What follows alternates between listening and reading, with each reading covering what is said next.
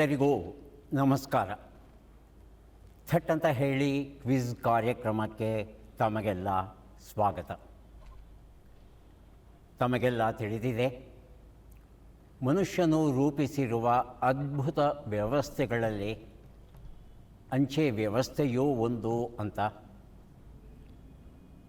ನಮ್ಮ ಭಾರತ ದೇಶದಲ್ಲಿ ಅಂಚೆ ವ್ಯವಸ್ಥೆ ಆರಂಭವಾಗಿ 150 ವರ್ಷಗಳು ಕಳೆದು ಹೋಗಿದೆ.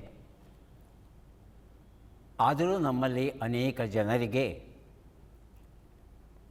ಅಂಚೆ ವ್ಯವಸ್ಥೆಯನ್ನು ಹೇಗೆ ಬಳಸಿಕೊಳ್ಳಬೇಕು ಅನ್ನೋದರ ಬಗ್ಗೆ ಪ್ರಾಥಮಿಕ ಅರಿವು ಇರೋದಿಲ್ಲ. ಹಾಗೆಯೇ ಅಂಚೆ ನಮ್ಮ ಬದುಕನ್ನು ಹೇಗೆ ಬದಲಾಯಿಸಬಹುದು ಅನ್ನೋದರ ಬಗ್ಗೆ ಹೆಚ್ಚಿನ ಜನಕ್ಕೆ ತಿಳಿದಿರೋಲ್ಲ. ಅಂಚೆ ನಮ್ಮ ಬದುಕನ್ನು ಬಂಗಾರವಾಗಿಸೋದರಲ್ಲಿ ಯಾವ ರೀತಿ ಪಾತ್ರವಹಿಸುತ್ತೆ ಅನ್ನೋದನ್ನು ತಿಳ್ಕೊಳ್ಳೋ ಆಸೆ ಇದ್ದರೆ ದಯವಿಟ್ಟು ಸಮೀಪದ ಅಂಚೆ ಕಚೇರಿಗೆ ಹೋಗಿ ಒಂದು ಸಲ ಅವ್ರ ಜೊತೆ ಮಾತುಕತೆ ಆಡಿ. ಅದರಿಂದ ನಿಮಗೆ ತುಂಬ ಅನುಕೂಲವಾಗುತ್ತೆ. ಇವತ್ತು ವಿಶೇಷವಾದ ಕ್ವಿಜ್ ಕಾರ್ಯಕ್ರಮ ನಡೆಸ್ತಾ ಇದ್ದೇವೆ. ಅಂಚೆ ಇಲಾಖೆಯಲ್ಲಿ ಕೆಲಸ ಮಾಡ್ತಾ ಇರ್ತಕ್ಕಂಥ ನಮ್ಮ ಗೆಳೆಯರ ಪರಿಚಯ ಮಾಡಿಕೊಂಡು ಕಾರ್ಯಕ್ರಮವನ್ನು ಮುಂದುವರಿಸೋಣ. ನಮ್ಮ ಮೊದಲ ತಂಡ ಅಂಚೆ ಜೀವ ವಿಮೆ. ದಯವಿಟ್ಟು ತಮ್ಮ ಪರಿಚಯ ಮಾಡಿಕೊಳ್ಳಿ. ನನ್ನ ಹೆಸರು ರತ್ನ ಅಂತ. ನಾನು 3 ವರ್ಷಗಳಿಂದ ಇಲ್ಲಿ MTS ಆಗಿ ಕೆಲಸ ಮಾಡ್ತಿದ್ದೀನಿ. ಸ್ವಾಗತ ತಮಗೆ. ತಮ್ಮ ಸಹ ಸ್ಪರ್ಧಿ. ನನ್ನ ಹೆಸರು ಯಶೋಧ. ನಾನು ಕಳೆದ 2 ವರ್ಷಗಳಿಂದ ಪ್ರಧಾನ ಅಂಚೆ ಕಚೇರಿಯಲ್ಲಿ MTS ಆಗಿ ಕಾರ್ಯನಿರ್ವಹಿಸುತ್ತಿದ್ದೇನೆ. ತುಂಬ ಸಂತೋಷ. ಅಂಚೆ ಜೀವ ವಿಮೆ ತಂಡಕ್ಕೆ ಶುಭವಾಗಲಿ. ಎರಡನೇ ತಂಡ ಫಿಲಾಟಲಿ. ಸರ್, ದಯವಿಟ್ಟು ತಮ್ಮ ಪರಿಚಯ ಮಾಡಿಕೊಳ್ಳಿ. ಎಲ್ಲರಿಗೂ ನಮಸ್ಕಾರ. ನನ್ನ ಹೆಸರು ಭುವನೇಶ್ ಅಂತ. ನಾನು ಕಳೆದ 27 ವರ್ಷಗಳಿಂದ ಈ ಪ್ರಧಾನ ಅಂಚೆ ಕಚೇರಿಯಲ್ಲಿ ಅಂಚೆ ಸಹಾಯಕನಾಗಿ ಕಾರ್ಯನಿರ್ವಹಿಸ್ತಾ ಇದ್ದೇನೆ. ಸ್ವಾಗತ ತಮಗೆ. ತಮ್ಮ ಸಹ ಸ್ಪರ್ಧಿ. ನಮಸ್ಕಾರ. ನನ್ನ ಹೆಸರು ನಾಗರಾಜ್ ಅಂತ. ನಾನು ಈ ಇಲಾಖೆಯಲ್ಲಿ 27 ವರ್ಷಗಳಿಂದ ಕೆಲಸ ಮಾಡ್ತಾಯಿದ್ದೀನಿ. ಈಗ ನಾನು ಪ್ರಸ್ತುತ ಕರ್ನಾಟಕ ವೃತ್ತದ ಮುಖ್ಯ ಪೋಸ್ಟ್ ಮಾಸ್ಟರ್ ಜನರಲ್ರವರ ಕಚೇರಿಯಲ್ಲಿ ಕಾರ್ಯನಿರ್ವಹಿಸ್ತಾ ಇದ್ದೀನಿ. ಸ್ವಾಗತ ಸರ್. ಫಿಲಾಟಲಿ ತಂಡಕ್ಕೆ ಶುಭವಾಗಲಿ ಅಂತ ನಾವೆಲ್ಲ ಹಾರೈಸ್ತಾ ಇದ್ದೇವೆ. ನಮ್ಮ ಮೂರನೆಯ ತಂಡ ಸ್ಪೀಡ್ ಪೋಸ್ಟ್ 24. ದಯವಿಟ್ಟು ತಮ್ಮ ಪರಿಚಯ ಮಾಡಿಕೊಳ್ಳಿ. ಎಲ್ಲರಿಗೂ ನಮಸ್ಕಾರ. ನನ್ನ ಹೆಸರು ಪ್ರಿಯಾಂಕಾ. ಕಳೆದ 4 ವರ್ಷಗಳಿಂದ ಫಿಲಾಟಲಿಕ್ ಬ್ಯೂರೋನಲ್ಲಿ GDS ಆಗಿ ವರ್ಕ್ ಮಾಡ್ತಾ ಇದ್ದೀನಿ. ಸ್ವಾಗತ ಅಮ್ಮ. ತಮ್ಮ ಗೆಳತಿಯ ಪರಿಚಯ. ಎಲ್ಲರಿಗೂ ನಮಸ್ಕಾರ. ನನ್ನ ಹೆಸರು ಅಶ್ವಿನಿ. ನಾನು ಸತತ 4 ವರ್ಷಗಳಿಂದ ಪ್ರಧಾನ ಅಂಚೆ ಕಚೇರಿಯಲ್ಲಿ GDS ಆಗಿ ಕೆಲಸ ಮಾಡ್ತಿದ್ದೇನೆ. ಸ್ಪೀಡ್ ಪೋಸ್ಟ್ ತಂಡಕ್ಕೆ ಶುಭವಾಗಲಿ ಅಂತ ನಾವೆಲ್ಲ ಹಾರೈಸ್ತಾ ಇದ್ದೇವೆ. ಈಗ 3 ತಂಡಗಳು ಸಿದ್ಧವಾಗಿದ್ದೀರಿ ಅಂದರೆ ಕಾರ್ಯಕ್ರಮ ಆರಂಭಿಸೋಣ. ನಿಯಮಗಳು ಬಹಳ ಸರಳ. ಪ್ರಶ್ನೆ ಪರದೆಯ ಮೇಲೆ ಬರುತ್ತೆ. ಪ್ರಶ್ನೆಯನ್ನು ಓದ್ತೇನೆ. ಆಯ್ಕೆಗಳು ಬರುತ್ತೆ. ಸರಿಯಾದ ಉತ್ತರವನ್ನು ಹೇಳೋದಕ್ಕೆ ಪ್ರಯತ್ನ ಪಡಿ. ತಾವು ಸರಿ ಉತ್ತರ ಕೊಡಲಿಲ್ಲ ಅಂದರೆ ಆ ಪ್ರಶ್ನೆಯನ್ನು ಮುಂದಿನ ತಂಡಕ್ಕೆ ವರ್ಗಾಯಿಸ್ತೇನೆ. ಅಲ್ಲಿಂದ 3ನೇ ತಂಡಕ್ಕೆ ವರ್ಗಾವಣೆ ಆಗೋಲ್ಲ. ಒಬ್ಬರಿಗೆ ಮಾತ್ರ ವರ್ಗಾವಣೆ ಆಗುತ್ತೆ. ಸರಿ ಉತ್ತರ ಕೊಟ್ಟರೆ ಒಬ್ಬೊಬ್ಬರಿಗೆ ಒಂದೊಂದು ಪುಸ್ತಕ, ಅಂದರೆ ಒಂದು ಪ್ರಶ್ನೆಗೆ ಸರಿ ಉತ್ತರ ಕೊಟ್ಟರೆ 2 ಪುಸ್ತಕ ಬಹುಮಾನ ದೊರೆಯುತ್ತೆ. 10 ಸೆಕೆಂಡುಗಳ ಕಾಲಾವಕಾಶ ಇರುತ್ತೆ. ಆಗಬಹುದಾ? ಶುರು ಮಾಡೋಣವಾ? ಕಾರ್ಯಕ್ರಮದ ಮೊದಲ ಪ್ರಶ್ನೆ ಈಗ ಬಂತು. ಬೆಂಗಳೂರಿನ ಯಾವ ಪ್ರದೇಶದಲ್ಲಿರುವ ಬ್ಯೂಗಲ್ ರಾಕ್ ಸುಮಾರು 3000 ದಶಲಕ್ಷ ವರ್ಷಗಳಷ್ಟು ಹಳೆಯದಾಗಿದೆ ಅಂತ ತಿಳ್ಕೋಬೇಕು. ಆಯ್ಕೆಗಳು ಈಗ ಬಂತು.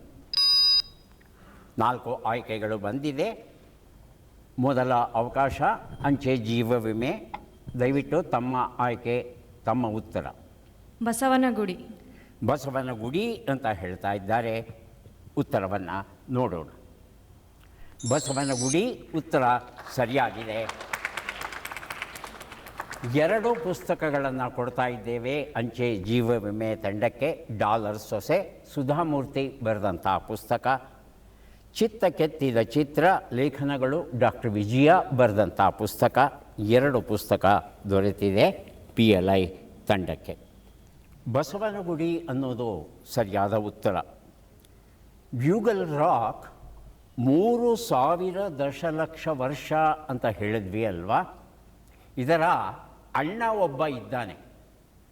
ಎಲ್ಲಿ ಅಂತ ಯಾರಿಗಾದ್ರೂ ಗೊತ್ತಿದೆಯಾ? ಬ್ಯೂಗಲ್ ರಾಕ್ ಅಣ್ಣ ಅಂತ ಹೇಳಿದ್ರೆ ಲಾಲ್ಬಾಗಲ್ಲಿ ಇರುವಂಥ ದೊಡ್ಡ ಬಂಡೆ. ಈ 2 ಬಂಡೆಗಳು ಹೆಚ್ಚು ಕಡಿಮೆ ಒಂದೇ ಕಾಲದಲ್ಲಿ ರೂಪುಗೊಂಡದ್ದು.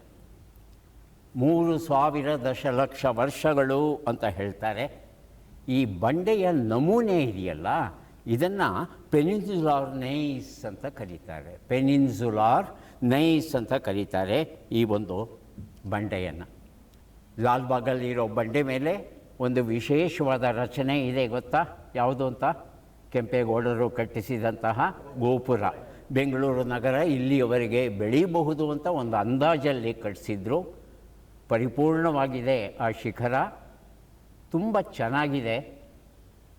ಆದರೆ ಬೆಂಗಳೂರು ಆ ಒಂದು ಮಂಟಪವನ್ನು ಮೀರಿ ಬಹಳ ಮುಂದಕ್ಕೆ ಬೆಳೆದಿದೆ, ಅದು ನಮಗೆ ಗೊತ್ತಿರುವಂಥ ವಿಚಾರ. ಈಗ ಮುಂದಿನ ಪ್ರಶ್ನೆಯನ್ನು ಫಿಲಾಟಲಿ ತಂಡಕ್ಕೆ ಕೇಳ್ತಾ ಇದ್ದೇವೆ. ಪ್ರಶ್ನೆ ಈಗ ಬಂತು. ದೇವನಾಂಪ್ರಿಯ ಪ್ರಿಯದರ್ಶಿ ಎಂಬ ಹೆಸರಿರುವ ಅಶೋಕನ ಶಾಸನ ಕರ್ನಾಟಕದಲ್ಲಿ ಎಲ್ಲಿದೆ ಅಂತ ತಿಳ್ಕೋಬೇಕಾಗಿದೆ. ಆಯ್ಕೆಗಳನ್ನು ಕೊಡ್ತಾ ಇದ್ದೆ. ಆಯ್ಕೆಗಳು ಬಂದಿದೆ. ತಮ್ಮ ಉತ್ತರ? ಆಯ್ಕೆ 2 ಮಸ್ಕಿ, ರಾಯಚೂರು ಜಿಲ್ಲೆಯಲ್ಲಿರುವಂಥದ್ದು ಇದು. ಆಯ್ಕೆ 2 ಮಸ್ಕಿ ಅಂತ ಹೇಳ್ತಾ ಇದ್ದಾರೆ. ಉತ್ತರ ಸರಿಯಾ? ನೋಡೋಣ. ಮಸ್ಕಿ ಉತ್ತರ ಸರಿಯಾಗಿದೆ. ತಮಗೆ 2 ಪುಸ್ತಕಗಳನ್ನು ಕೊಡ್ತಾ ಇದ್ದೇವೆ. ತಲ್ಲಣಕ್ಕೆ ಬಾಯಿಲ್ಲವಯ್ಯ ವಸುಮತಿ ಉಡುಪ ಬರೆದ ಕಥಾಕೃತಿ, ರೂಬಿಕ್ಸ್ ಕ್ಯೂಬ್ ಬೇಲೂರು ರಘುನಂದನ್ ಬರೆದಂಥ ಪುಸ್ತಕ. 2 ಪುಸ್ತಕವನ್ನು ಫಿಲಾಟಲಿ ತಂಡಕ್ಕೆ ಕೊಡ್ತಾ ಇದ್ದೇವೆ. ಮಸ್ಕಿ ರಾಯಚೂರಲ್ಲಿ ಇದೆ. ಮಸ್ಕಿ ಇಲ್ಲಿ ಬ್ರಾಹ್ಮಿ ಲಿಪಿಯಲ್ಲಿ ಬರೆದಂಥ ಪ್ರಾಕೃತ ಭಾಷೆಯಲ್ಲಿ ಇರುವಂಥ ಅಶೋಕನ ಕಿರು ಶಿಲಾಶಾಸನ ಇದೆ. ಕಿರು ಶಿಲಾಶಾಸನ ಅಂದ್ರೇನು? ಮೇಜರ್ ಎಡಿಕ್ಟ್ಸ್, ಮೈನರ್ ಎಡಿಕ್ಟ್ಸ್ ಅಂತ. ಅಂದರೆ ಬಹಳ ದೊಡ್ಡ ಬಂಡೆಯ ಮೇಲೆ ವಿಶಾಲವಾಗಿ ಬರೆದಿರ್ತಕ್ಕಂಥ ಒಂದು ಶಾಸನ ಇರುತ್ತೆ. ದೊಡ್ಡ ಶಾಸನ ಮೇಜರ್ ಎಡಿಕ್ಟ್ಸ್ ಅಂತಾರೆ. ನಮ್ಮ ಮಸ್ಕಿಯಲ್ಲಿ ಇರುವಂಥದ್ದು ಸ್ವಲ್ಪ ಚಿಕ್ಕದಾಗಿ ಇರತಕ್ಕಂಥ ಶಾಸನ ಗಾತ್ರದಲ್ಲಿ. ಇದಕ್ಕೆ ಕಿರು ಶಾಸನ ಅಂತ ಕರೀತಾರೆ. ಮೊದಲ ಬಾರಿಗೆ ಅಶೋಕ ಅನ್ನೋ ಹೆಸರು ಕಂಡುಬರೋದು ಈ ಒಂದು ಶಾಸನದಲ್ಲಿ. ಸಾಮಾನ್ಯವಾಗಿ ಶಾಸನದಲ್ಲಿ ದೇವನಾಂಪ್ರಿಯ ಅಂತ ಬರುತ್ತೆ, ಇಲ್ಲ ಪ್ರಿಯದರ್ಶಿ ಅಂತ ಬರುತ್ತೆ. ಆದರೆ ಅಶೋಕ ಅನ್ನೋ ಹೆಸರಿರೋದು ಇಲ್ಲಿ ಮಾತ್ರ. ಇದನ್ನು ರಾಬರ್ಟ್ ಬ್ರೂಸ್ ಫೂಟ್ ಅಂತಕ್ಕಂಥ ಒಬ್ಬ ಪ್ರಾಕ್ತನ ತಜ್ಞ ಈ ಒಂದು ಶಾಸನವನ್ನು ಕಂಡುಹಿಡಿತಾನೆ. ಈಗ ಸ್ಪೀಡ್ ಪೋಸ್ಟ್ ಅವರಿಗೆ ಪ್ರಶ್ನೆಯನ್ನು ಕೇಳ್ತಾ ಇದ್ದೇವೆ. ಸಿದ್ಧವಾಗಿದ್ದೀರಿ ಅಲ್ವಾ? ತಮ್ಮ ಪ್ರಶ್ನೆ ಈಗ ಬಂತು. ಶ್ರವಣಬೆಳಗೊಳದ ಗೊಮ್ಮಟೇಶ್ವರನ ಮೂರ್ತಿಯ ಬಳಿಯಲ್ಲಿ ಇರುವ ಬಳ್ಳಿಯ ಕೆತ್ತನೆ ಏನಿದೆ ಅದರ ಸಂಕೇತ ಏನು ಅಂತ ತಿಳ್ಕೋಬೇಕು. ಆಯ್ಕೆಗಳು ಬಂದಿದೆ. ಬಾಹುಬಲಿಯ ಅಚಲ ಧ್ಯಾನ. ಬಾಹುಬಲಿಯ ಅಚಲ ಧ್ಯಾನ ಅನ್ನೋ ಒಂದು ಉತ್ತರವನ್ನು ಕೊಟ್ಟಿದ್ದಾರೆ. ಆ ಉತ್ತರ ಸರಿಯಾ? ನೋಡೋಣ. ಬಾಹುಬಲಿಯ ಅಚಲ ಧ್ಯಾನ ಉತ್ತರ ಸರಿಯಾಗಿದೆ. 2 ಪುಸ್ತಕ ಕೊಡ್ತಾ ಇದ್ದೇನೆ. ಕಪಿಲೆ ಕಂಡ ಕಥೆಗಳು, ಕುಸುಮ ಆಯರಹಳ್ಳಿ ಬರೆದಿರುವಂಥದ್ದು, ಮಗ್ಗದ ಮನೆ, ಬೇಲೂರು ರಘುನಂದನ್ ಬರೆದಂಥ ಪುಸ್ತಕ. 2 ಪುಸ್ತಕ ಕೊಟ್ಟಿದ್ದೇನೆ. ಈಗ ಒಂದು ಬಳ್ಳಿ ಒಬ್ಬರ ಕಾಲಿಗೆ ಹತ್ಕೋಬೇಕು ಅಂದರೆ ಆ ವ್ಯಕ್ತಿ ನಿಂತ ಕಡೆ ನಿಂತಿರಬೇಕು, ಸ್ವಲ್ಪವೂ ಅಲುಗಾಡಬಾರದು. ಆಗ ಬಳ್ಳಿ ಹತ್ಕೊಳ್ಳುತ್ತೆ. ಅಂದರೆ ಬಾಹುಬಲಿ ಎಷ್ಟು ವರ್ಷಗಳ ಕಾಲ ನಿಂತ ಕಡೆ ನಿಂತಿದ್ದ, ತಪಸ್ಸನ್ನು ಮಾಡ್ತಾ ಇದ್ದ.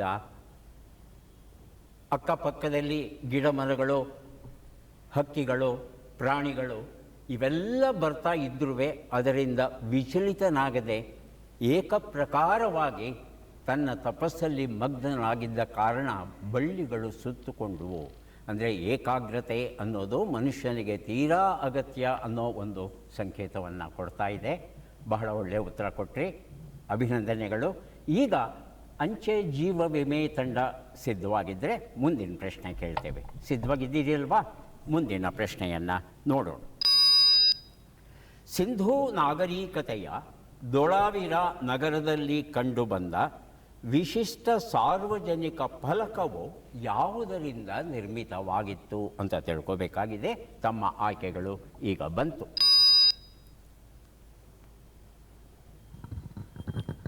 ತಾಮ್ರದ ಅಕ್ಷರಗಳು. ಆ ಫಿಲಾಟಲಿ ತಮ್ಮ ಅನಿಸಿಕೆ ಹೇಳಬಹುದಾ? ಜಿಪ್ಸಮ್ನ ದೊಡ್ಡ ಚಿಹ್ನೆಗಳು. 2 ಉತ್ತರ ಇದೆ. ಜಿಪ್ಸಮ್ನ ದೊಡ್ಡ ಚಿಹ್ನೆಗಳು, ತಾಮ್ರದ ಅಕ್ಷರಗಳು. ಯಾವ ಉತ್ತರ ಸರಿ ಈಗ ನೋಡೋಣ. ಜಿಪ್ಸಮ್ನ ದೊಡ್ಡ ಚಿಹ್ನೆಗಳು ಅನ್ನೋದು ಸರಿಯಾದ ಉತ್ತರ ಆಗಿತ್ತು. 2 ಪುಸ್ತಕ, ವಿಚಾರ ಆಚಾರ ವಿಹಾರ, MV ನೆಗಳೂರು ಬರೆದಂಥ ಪುಸ್ತಕ, ನಾಕಂಡ ನಮ್ಮವರು ಎನ್ನುವ ಪುಸ್ತಕ, ಪ್ರಹ್ಲಾದ್ ಗುಡಿ ಇವರು ಬರೆದ ಪುಸ್ತಕ. ಫಿಲಾಟಲಿ ತಂಡಕ್ಕೆ ಈ ಪುಸ್ತಕವನ್ನು ಕೊಡ್ತಾ ಇದ್ದೇವೆ. ಪಬ್ಲಿಕ್ ಸೈನ್ ಬೋರ್ಡ್, ಸಾರ್ವಜನಿಕ ಸೂಚನಾ ಫಲಕಗಳು ಅಂತ ನಾವು ಏನು ಬಳಸ್ತಾ ಇದ್ದೇವೆ ಇವತ್ತು, ಅಂತಹ ಫಲಕಗಳು ಸಿಂಧೂ ಸರಸ್ವತಿ ಸಂಸ್ಕೃತಿಯಲ್ಲೇ, ಅಂದರೆ ಹೆಚ್ಚು ಕಡಿಮೆ ಇಂದಿಗೆ 5,000 ವರ್ಷಗಳ ಹಿಂದೆಯೇ ಅವರು ಈ ರೀತಿಯ ಫಲಕಗಳನ್ನು ಬಳಸ್ತಾ ಇದ್ದರು ಅನ್ನೋದಕ್ಕೆ ಪುರಾವೆ ನಮಗೆ ದೊರೆತಿದೆ. ಅಂತಹ ಒಂದು ಸೈನ್ ಬೋರ್ಡ್, ಸೂಚನಾ ಫಲಕ ಇಲ್ಲಿ ಕಂಡುಬಂದಿರೋದು. ಆ ಕಾಲದ ನಾಗರಿಕತೆಯ ಮಟ್ಟ ಎಷ್ಟು ಉನ್ನತವಾಗಿತ್ತು ಅನ್ನೋದಕ್ಕೆ ಇದೊಂದು ಕುತೂಹಲಕರವಾದ ಪುರಾವೆ ಆಗಿದೆ. ಈಗ ಪ್ರಶ್ನೆಯನ್ನು ಕೇಳ್ತಾ ಇದ್ದೇವೆ. ಫಿಲಾಟಲಿ ತಂಡಕ್ಕೆ ಸಿದ್ಧವಾಗಿದ್ದರೆ ಪ್ರಶ್ನೆ ಈಗ ಬಂತು. ವಿಶ್ವ ಸಮರಗಳ ಸಮಯದಲ್ಲಿ ಬ್ರಿಟಿಷರು ಬಳಸುತ್ತಿದ್ದ ಬೆಂಗಳೂರು ಟಾರ್ಪೆಡೋ ಯಾವ ಸೈನ್ಯದ ಘಟಕವು ಅಭಿವೃದ್ಧಿಪಡಿಸಿತು ಅಂತ ತಿಳ್ಕೋಬೇಕು. ಆಯ್ಕೆಗಳು ಬಂದಿವೆ. ಸರಿಯಾದ ಉತ್ತರ ದಯವಿಟ್ಟು ಹೇಳಿ. ಆಯ್ಕೆ 2 ಮದ್ರಾಸ್ ಸ್ಯಾಪರ್ಸ್. ಆಯ್ಕೆ 2 ಮದ್ರಾಸ್ ಸ್ಯಾಪರ್ಸ್ ಅಂತ ಹೇಳ್ತಾ ಇದ್ದಾರೆ. ತಮ್ಮ ಉತ್ತರ ಏನಿರಬಹುದು? Speed post. Sir, British royal army. ಉತ್ತರವನ್ನು ನೋಡೋಣ. ಮದ್ರಾಸ್ ಸ್ಯಾಪರ್ಸ್ ಅನ್ನೋದು ಸರಿಯಾದ ಉತ್ತರ. ಮದ್ರಾಸ್ ಸ್ಯಾಪರ್ಸ್ ಅಂತ ಹೇಳ್ತೇವೆ. 1912ರಲ್ಲಿ ಕ್ಯಾಪ್ಟನ್ ಆರೆಲ್ ಮ್ಯಾಕ್ಲಿಂಟಾಕ್ ಅಂತ ಒಬ್ಬ ಕ್ಯಾಪ್ಟನ್. ಈಗ ಸೈನ್ಯ ಮುಂದುವರಿಬೇಕಾಗಿದೆ. ಭೂದಳ ದಾರಿನಲ್ಲಿ ಅಡ್ಡ ಏನಾದರೂ ಬಂತು, ಅದನ್ನು ದಾಟ್ಕೊಂಡು ಹೋಗಬೇಕು. ಒಂದು ಬಂಡೆ ಇತ್ತು ಅಂತ ಅಂದ್ಕೊಳ್ಳೋಣ. ಆ ಬಂಡೆಯನ್ನು ಸಿಡಿಸೋದು ಹೇಗೆ? ಅಥವಾ ಒಂದು ಸಣ್ಣ ಪುಟ್ಟ ಕಟ್ಟಡ ಬಂತು, ಆ ಕಟ್ಟಡವನ್ನು ಬೇಗ ಬೀಳಿಸ್ಬಿಟ್ಟು ಮುಂದಕ್ಕೆ ಹೋಗೋದು ಹೇಗೆ? ಇಂತಹ ಒಂದು ಸಂದರ್ಭವನ್ನು ನಿಭಾಯಿಸೋದಕ್ಕೆ ಈ ಬ್ಯಾಂಗ್ಳೂರು ಟಾರ್ಪೆಡೋ ಅಂತಕ್ಕಂಥ ಒಂದು ಆಯುಧವನ್ನು ಅವರು ರೂಪಿಸ್ತಾರಂತೆ. ಇದು ಮದ್ರಾಸ್ ಇಂಜಿನಿಯರಿಂಗ್ ಗ್ರೂಪ್ ಅಂತ ಒಂದು ಇವತ್ತಿಗೂ ಉಂಟು ಬೆಂಗಳೂರಲ್ಲಿ. ಅವರು ಆಗಿನ ಕಾಲದಲ್ಲಿ ಮದ್ರಾಸ್ ಸ್ಯಾಪರ್ಸ್ ಅನ್ನೋ ಹೆಸರನ್ನು ಅವರು ಪಡ್ಕೊಂಡಿದ್ದರು. ಹಾಗಾಗಿ ಎದುರುಗಡೆ ಏನೇ ತಡೆ ಬರಲಿ ಆ ತಡೆಯನ್ನು ನಿವಾರಿಸೋದಕ್ಕೆ ಈ ಬ್ಯಾಂಗ್ಳೂರು ಟಾರ್ಪೆಡೋ ತುಂಬ ಸಹಾಯ ಮಾಡ್ತು. ಇದನ್ನು ನಾವು ನೆನಪಲ್ಲಿ ಇಟ್ಕೋಬಹುದು. ಈಗ ಪ್ರಶ್ನೆ ಸ್ಪೀಡ್ ಪೋಸ್ಟ್ ಅವರಿಗೆ ಸಿದ್ಧವಾಗಿದ್ದೀರಿಯಲ್ವಾ? ತಮ್ಮ ಪ್ರಶ್ನೆ ಈಗ ಬಂತು. ಸನ್ನತಿಯ ಪುರಾತತ್ವ ಉತ್ಖನನದಲ್ಲಿ ದೊರೆತ ಅಶೋಕನ ಶಿಲ್ಪಚಿತ್ರದಲ್ಲಿ ಅವರು ಯಾರೊಂದಿಗೆ ಕಾಣಿಸಿಕೊಳ್ಳುತ್ತಾರೆ ಅನ್ನೋದನ್ನು ತಿಳ್ಕೋಬೇಕು. ಆಯ್ಕೆಗಳನ್ನು ನೋಡೋಣ. ಆಯ್ಕೆಗಳು ಬಂದಿವೆ. ತಮ್ಮ ಉತ್ತರ. ಆಪ್ಷನ್ 4 ಬೌದ್ಧ ಬಿಕ್ಕುಗಳು. ಬೌದ್ಧ ಬಿಕ್ಕುಗಳು ಅಂತ ಹೇಳ್ತಾ ಇದ್ದಾರೆ. ಸರಿಯಾ ತಪ್ಪ ಗೊತ್ತಿಲ್ಲ ನಮಗೆ. ಒಂದು ಸಲ ಅಂಚೆ ಜೀವ ವಿಮೆ ಅವರನ್ನು ಕೇಳಿಬಿಡೋಣ. ತಮ್ಮ ಉತ್ತರ. ಸೈನಿಕರು ಅಂತ ಹೇಳ್ತಾ ಇದ್ದಾರೆ. ಉತ್ತರವನ್ನು ನೋಡೋಣ. ಸರಿಯಾದ ಉತ್ತರ. ರಾಣಿ ಮತ್ತು ಸೇವಕಿಯರ ಜೊತೆ ಇರುವಂತಹ ಒಂದು ಶಿಲ್ಪ ಕಂಡುಬಂದಿದೆ. ಅಶೋಕ ಮತ್ತು ಆತನ ರಾಣಿ ಇರುವಂಥ ಚಿತ್ರಗಳು ಬಹುಶಃ ಇಲ್ಲೊಂದು ಕಡೆನೇ ದೊರೆತಿರೋದು, ಬೇರೆ ಕಡೆ ಎಲ್ಲೂ ದೊರೆತಿಲ್ಲ. ಕನಗನಹಳ್ಳಿ ಅಂತ ಕರಿತೇವೆ. ಅಲ್ಲಿ ಈ ಉತ್ಖನನವನ್ನು ಮಾಡಿದಾಗ ಈ ಒಂದು ಶಿಲ್ಪ ಗೊತ್ತಾಯಿತು. ಜೊತೆಗೆ ಆ ಕಂಡು ಬಂದಂಥ ಪುರುಷನ ಚಿತ್ರ ಏನಿದೆ ಅದು ಅಶೋಕಂದೇ ಅಂತ ಹೇಗೆ ಹೇಳ್ತೀರಿ ಅಂತ ಪ್ರಶ್ನೆ ಕೇಳ್ಬೋದು. ಕೆಳಗಡೆ ರಾಯ ಅಶೋಕ ಅಂತ ಒಂದು ಲಿಪಿ ಬರಹವೂ ಉಂಟು. ರಾಯ ಅಶೋಕ ಅಂತ ಇರೋದರಿಂದ ಅಶೋಕ ಮತ್ತು ಆತನ ರಾಣಿ ವರ್ಗದವರು ಇದ್ದಾರೆ ಅನ್ನೋ ಮಾಹಿತಿ ನಮಗೆ ಗೊತ್ತಾಗ್ತಾ ಇದೆ. ಈ ಉತ್ತರವನ್ನು ಯಾರೂ ಕೊಟ್ಟಿಲ್ಲ, ಪುಸ್ತಕ ಯಾರಿಗೂ ಸಿಗ್ತಾ ಇಲ್ಲ. ಆದರೆ ಮುಂದಿನ ಪ್ರಶ್ನೆ ಅಂಚೆ ಜೀವ ವಿಮೆಯವರೆಗೇ ಬರ್ತಾ ಇದೆ. ಸಿದ್ಧವಾಗಿದ್ದೀರಿ ಅಲ್ವಾ? ಬಂತು ಈಗ ಪ್ರಶ್ನೆ. ಕರ್ನಾಟಕದ ಹಳೇಬೀಡಿನ ಹೊಯ್ಸಳೇಶ್ವರ ದೇವಾಲಯದಲ್ಲಿ 2 ಮುಖ್ಯ ಗರ್ಭಗುಡಿಗಳ ಹೆಸರನ್ನು ಸೂಚಿಸುತ್ತದೆ.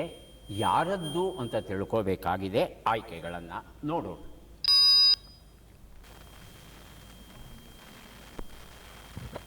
ಇಬ್ಬರು ಶಿಲ್ಪಿಗಳನ್ನು. ಫಿಲಾಟಲಿ ಆಯ್ಕೆ 4 ಸೋದರ ಸೋದರಿಯರನ್ನು. ಸೋದರ ಸೋದರಿಯರು ಅಂತ ಹೇಳ್ತಾರೆ.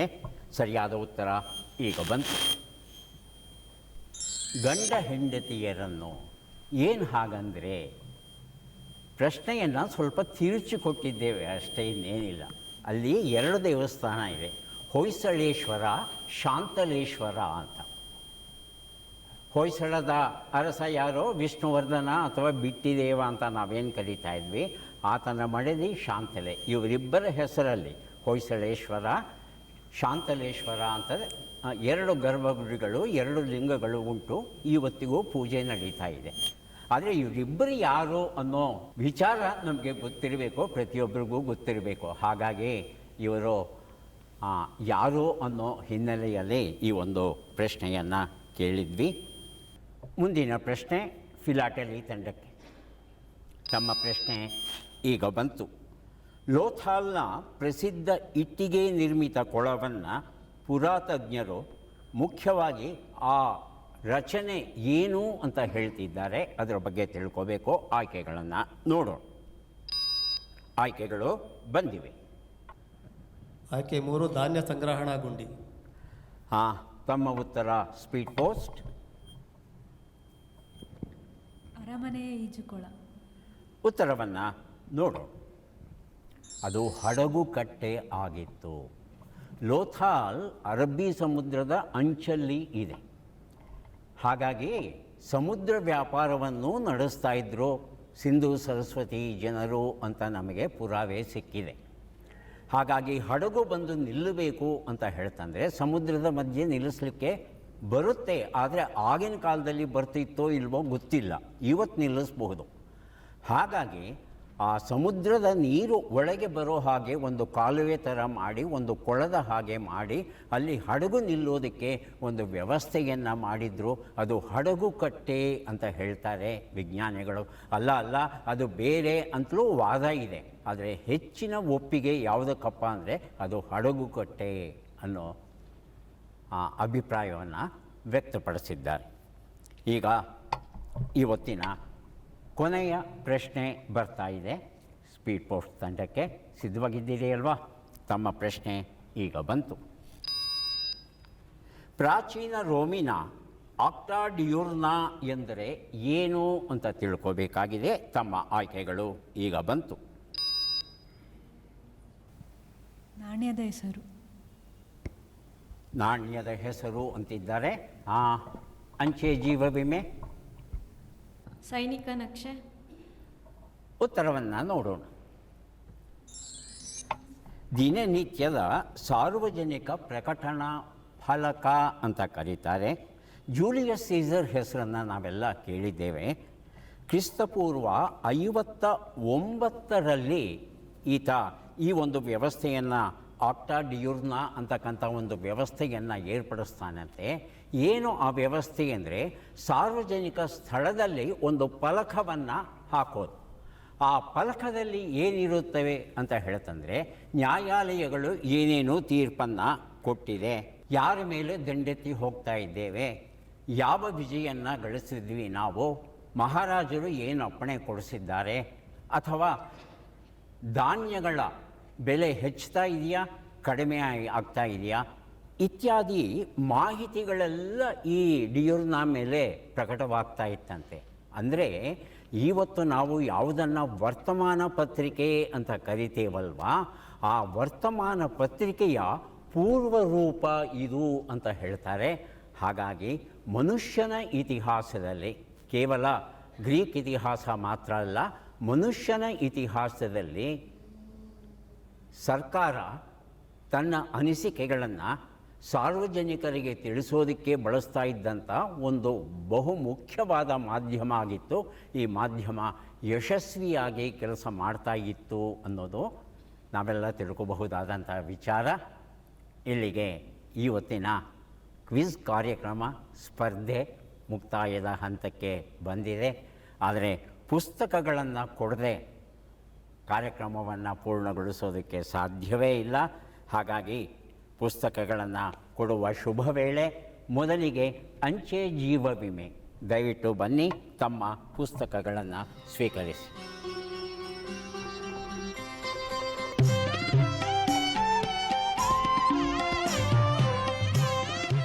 ಎರಡು ಪುಸ್ತಕ ದೊರೀತಾ ಇದೆ, ಸ್ವೀಕರಿಸಿ. ಅಭಿನಂದನೆಗಳು ತಮಗೆ. ಎರಡನೇ ತಂಡ ಫಿಲಾಟಲಿ, ದಯವಿಟ್ಟು ಬನ್ನಿ. ಫಿಲಾಟಲಿ ತಂಡಕ್ಕೆ 6 ಪುಸ್ತಕಗಳನ್ನು ಕೊಡ್ತಾ ಇದ್ದೇವೆ, ದಯವಿಟ್ಟು ಸ್ವೀಕರಿಸಿ. ಅಭಿನಂದನೆಗಳು. ಈಗ ಸ್ಪೀಡ್ ಪೋಸ್ಟ್ ತಂಡ, ಕಪಿಲೆ ಕಂಡ ಕಥೆಗಳು, ಮಗ್ಗದ ಮನೆ 2 ಪುಸ್ತಕಗಳು ಸಿಗ್ತಾ ಇವೆ, ಸ್ವೀಕರಿಸಿ. ಅಭಿನಂದನೆ. ವೀಕ್ಷಕರೇ, ಭಾರತೀಯ ಅಂಚೆ ಬೆಂಗಳೂರಲ್ಲಿ ಇರ್ತಕ್ಕಂಥ ಪ್ರಧಾನ ಅಂಚೆ ಕಚೇರಿಯಲ್ಲಿ ನಮ್ಮ ಗೆಳೆಯರು ಯಾರು ಕೆಲಸವನ್ನು ಮಾಡ್ತಾ ಇದ್ದಾರೆ ಆ ಗೆಳೆಯರು ಗೆಳತಿಯರನ್ನು ಇಲ್ಲಿಗೆ ಕರೆಸಿ ಈ ಒಂದು ಕ್ವಿಜ್ ಕಾರ್ಯಕ್ರಮ ಏರ್ಪಡಿಸಿದ್ವಿ. ಈ ಒಂದು ಕ್ವಿಜ್ ಕಾರ್ಯಕ್ರಮದಲ್ಲಿ ನಾವು ನೀಡಿದಂಥ ಪುಸ್ತಕಗಳು ಏನಿವೆ ಆ ಪುಸ್ತಕಗಳನ್ನೆಲ್ಲ ನಮಗೆ ಕೊಟ್ಟವರು ಚೀಫ್ ಪೋಸ್ಟ್ ಮಾಸ್ಟರ್ ಜನರಲ್ ಕಚೇರಿ, PLI ವಿಭಾಗ, ಕರ್ನಾಟಕ ವೃತ್ತ.